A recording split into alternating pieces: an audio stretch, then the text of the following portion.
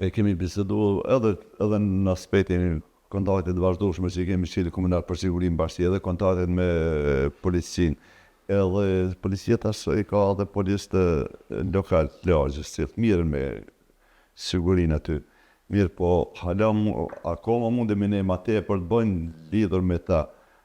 Arsyeja është, sepse nxënësi o merr problemin të shtëpia si janë në shkollë, o merr shkollë dhe e çet në rrugë jashtë. Dhe problemet kryesisht neve po na ndodhin rreth shkollës, po na ndodhin. Policia na përgjigjet vazhdimisht, kemi një bashkëpunim jashtëzakonisht mirë me ta.